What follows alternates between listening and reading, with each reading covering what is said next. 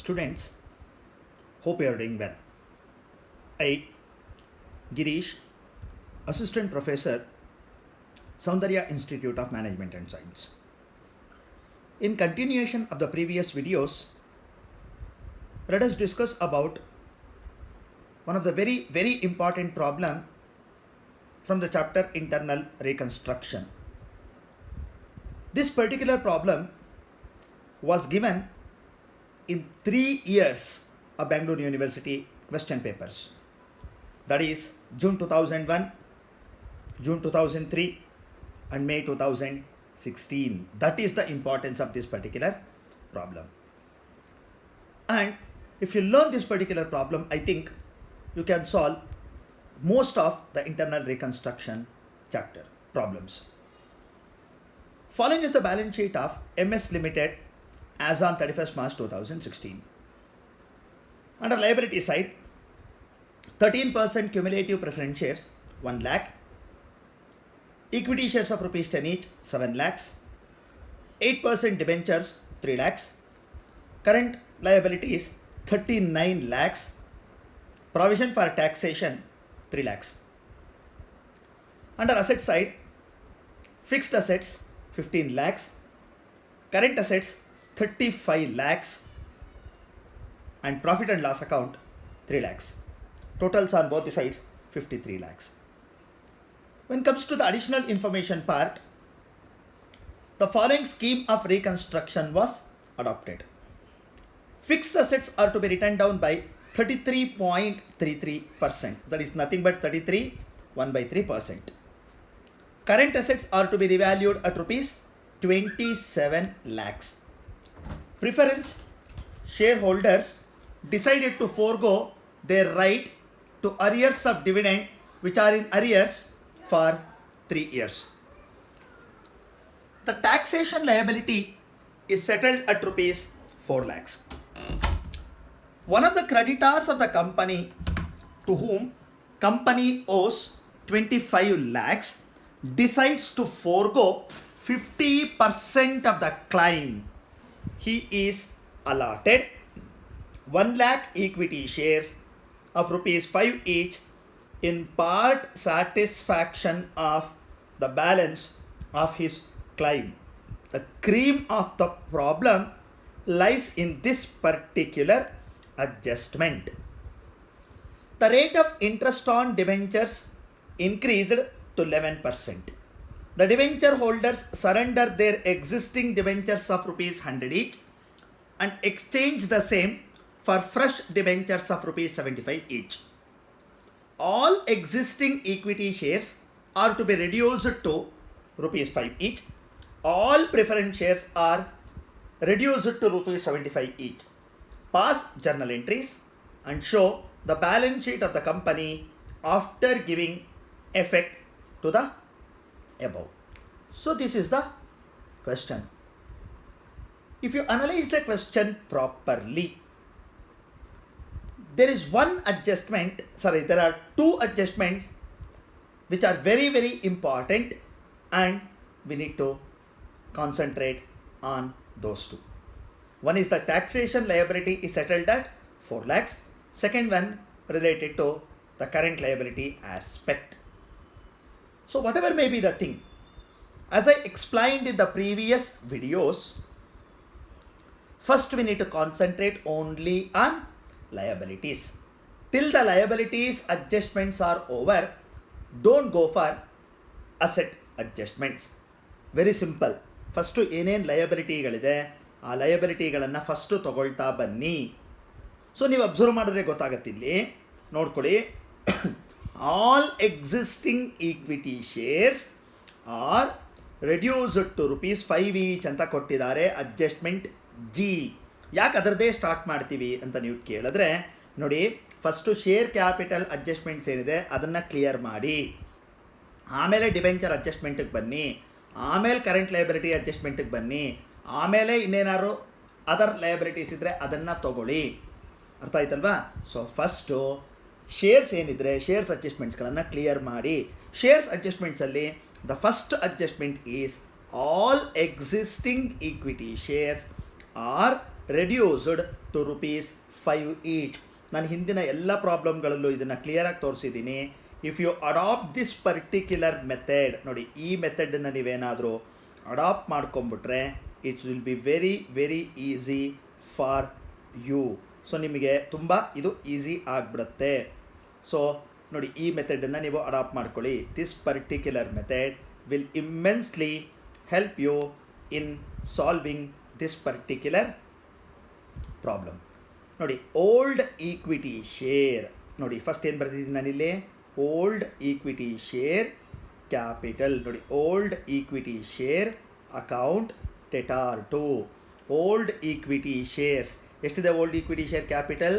7 lakh shares of ₹10 each ಅಂತ ಇದೆ. You can observe here. ನೋಡಿ ಎಷ್ಟಿದೆ equity shares of ₹10 each. 10 each ಅಂದರೆ 7 lakhs divided by 10, so that is 70,000 shares of ₹10 each.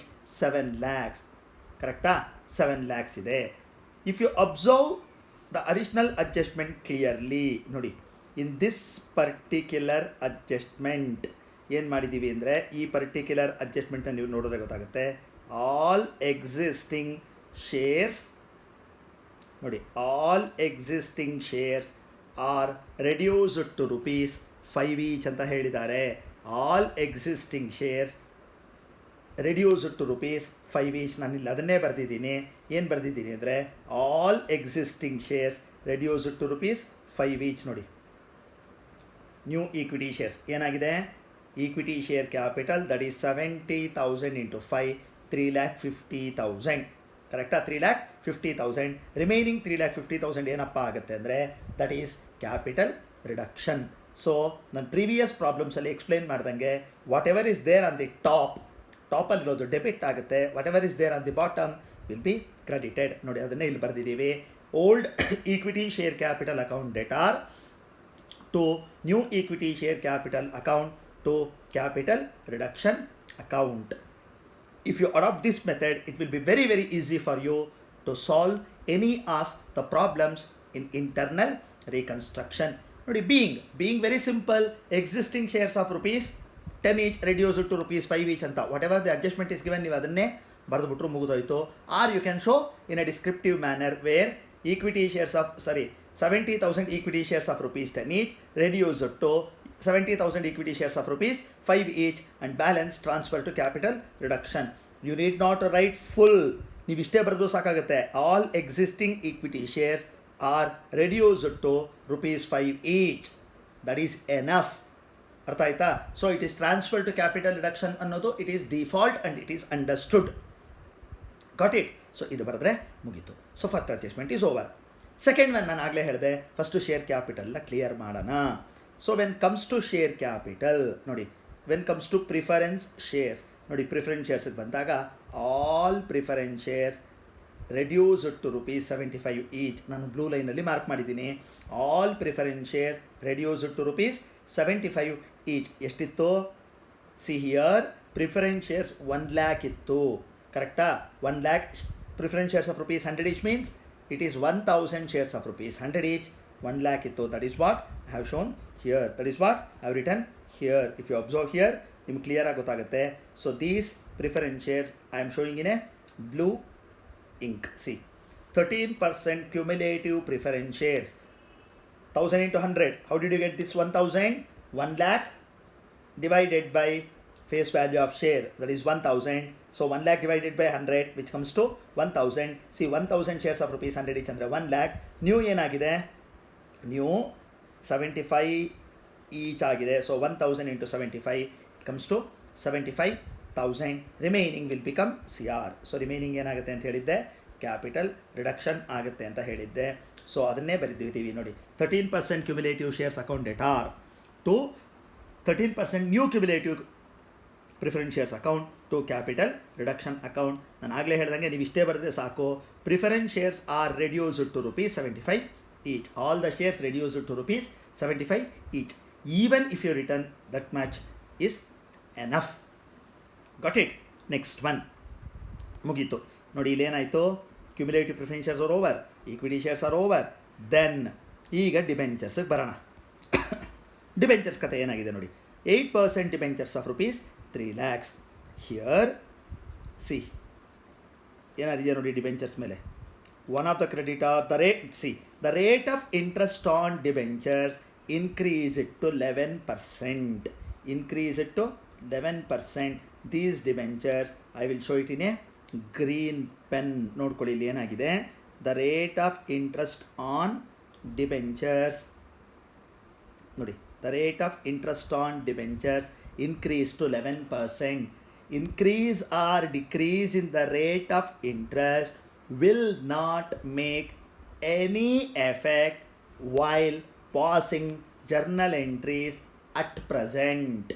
So at present, while passing this journal entry, increase or decrease in the rate of interest will not make any impact. Understood? But these debenture holders surrender their existing debentures of rupees 100 each.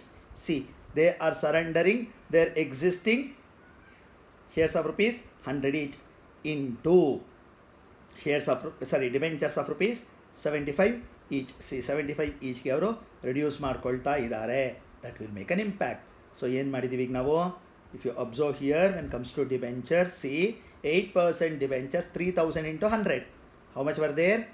See, if you observe here, you will get it. See, 3 lakhs, 8% debenture, 100 each ಅಂತ ಅವರೇ ಕೊಟ್ಟಿದ್ದಾರೆ. So 30,000 ಇತ್ತು. 30,000 debentures of 100 is 3 lakhs. Reduce it to 3,000 debentures of 75 each, which comes to 2,25,000. Which comes to 2,25,000. See, 2,25,000.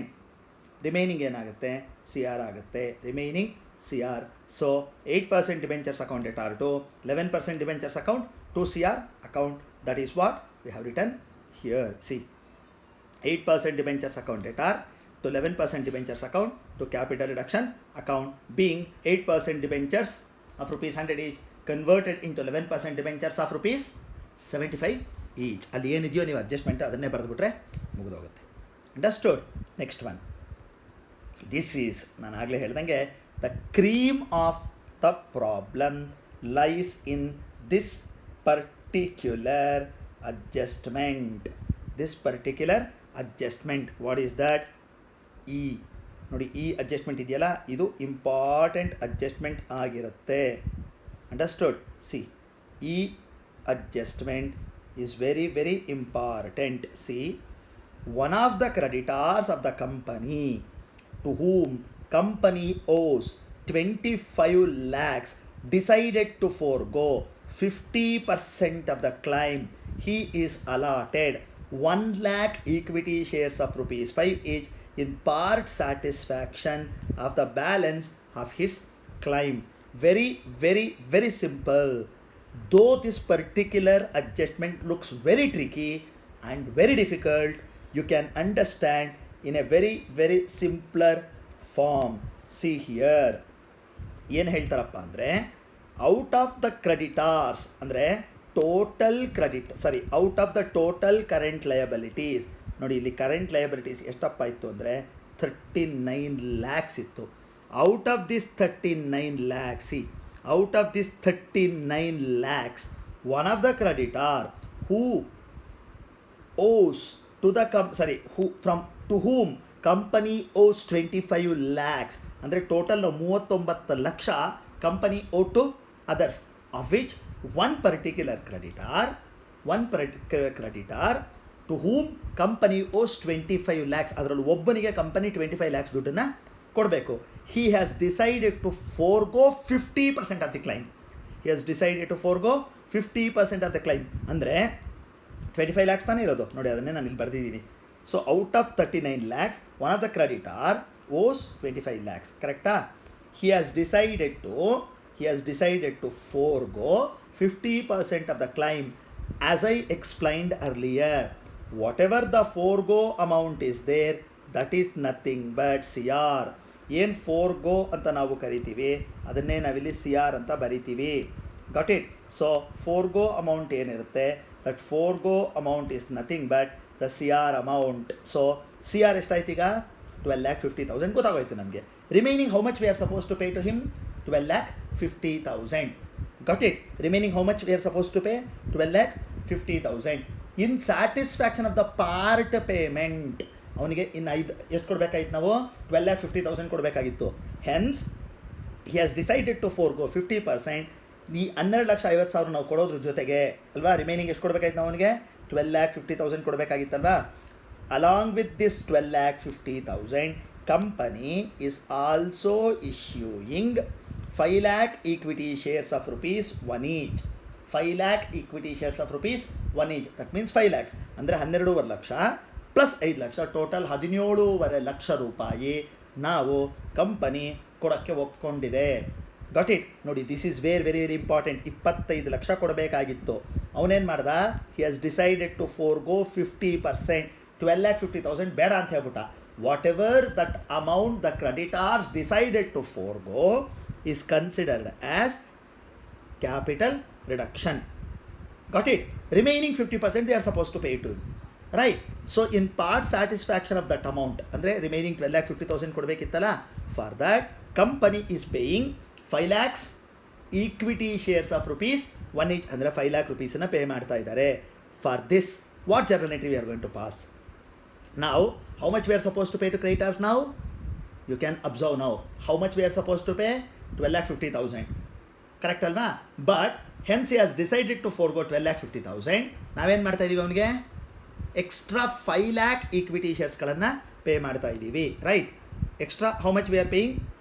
How much we are paying? We are paying extra 5 lakhs. Total 17,50,000 rupees ಅವನಿಗೆ ನಾವು pay ಮಾಡಬೇಕಿತ್ತು. ನೋಡಿ, ಇಲ್ಲಿದೆ sundry creditors account 17,50,000. ಹೆಂಗೆ ಬಂತು ಅಂದರೆ 12,50,000 which we are supposed to pay because he has foregone 50% of the total claim. Total claim is 25 lakhs. Hence he has decided to forego 50% of the claim.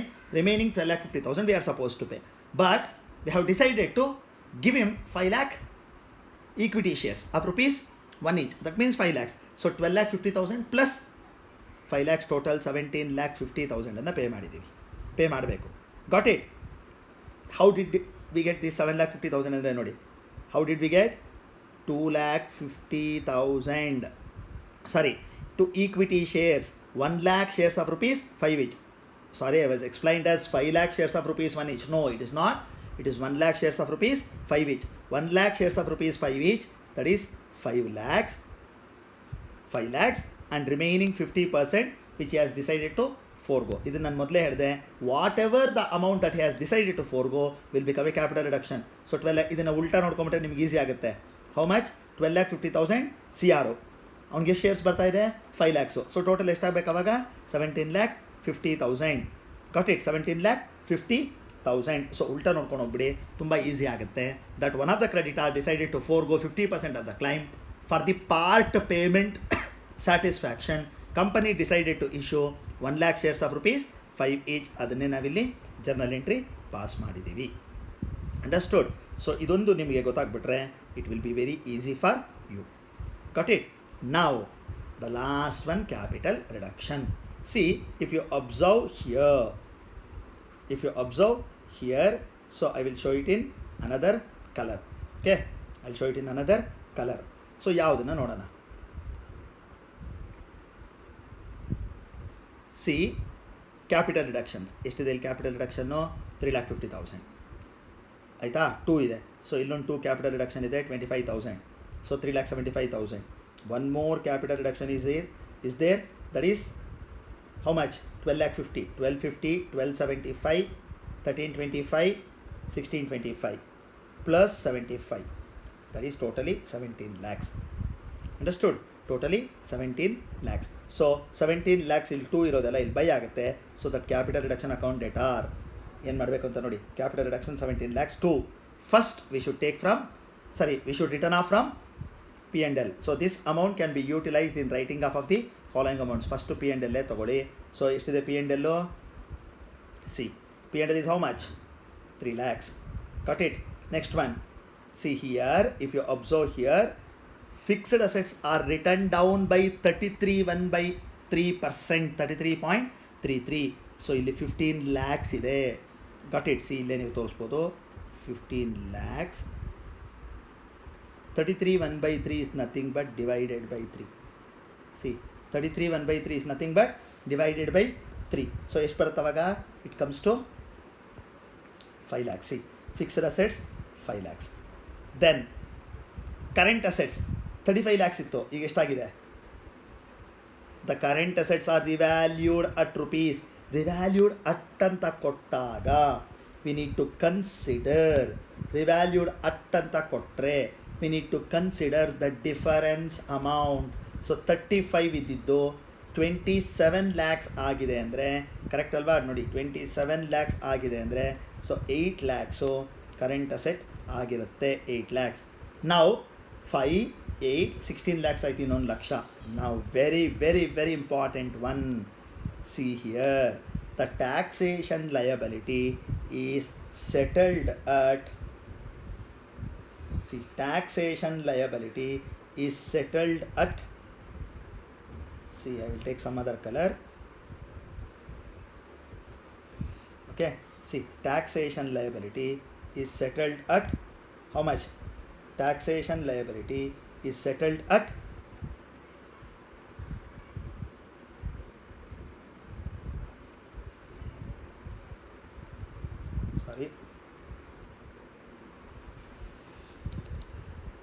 see, taxation liability is settled at how much?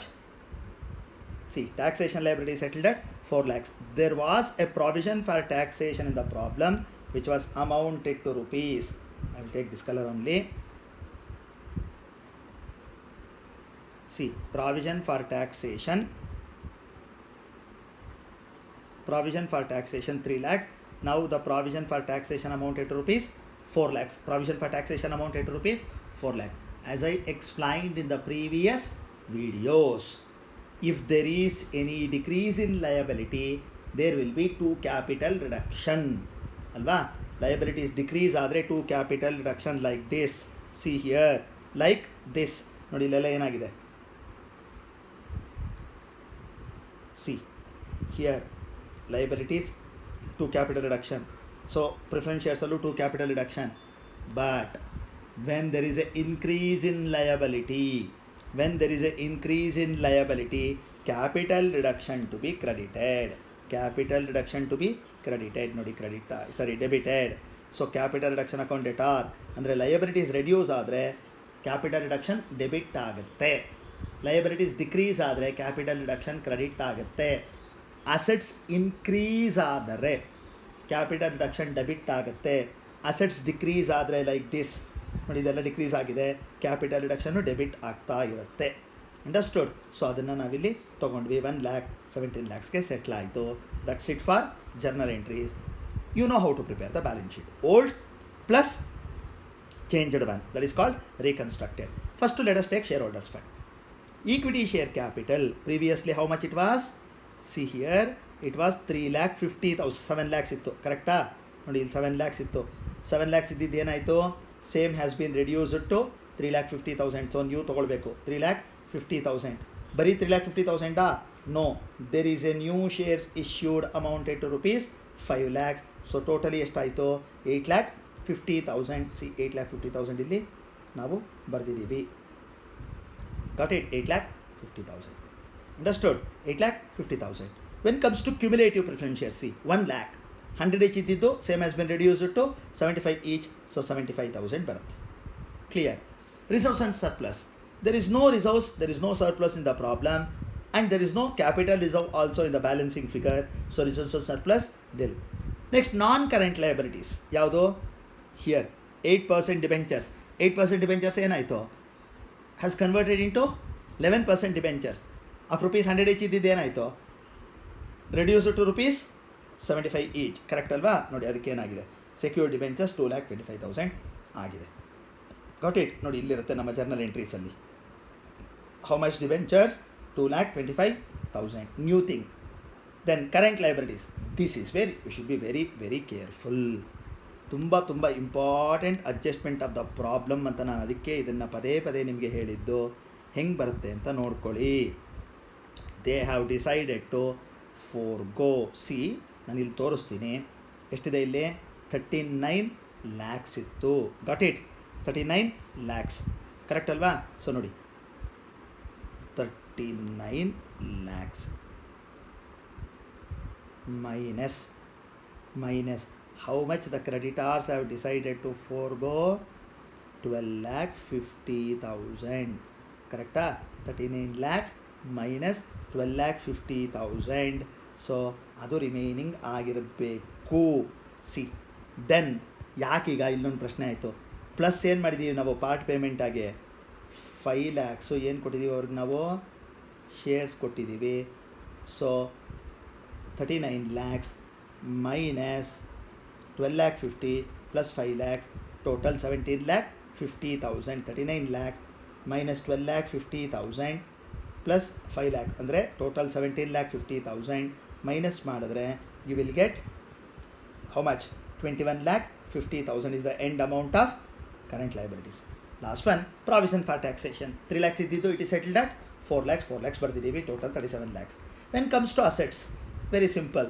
Fixed assets 15 lakhs ಇತ್ತು, it has returned down by 33, 1/3%, ಅಂದರೆ 5 lakhs ಕಡಿಮೆ ಆಗಿದೆ, remaining 10 lakhs ಇರುತ್ತೆ ಬರ್ದಿದ್ದೀವಿ.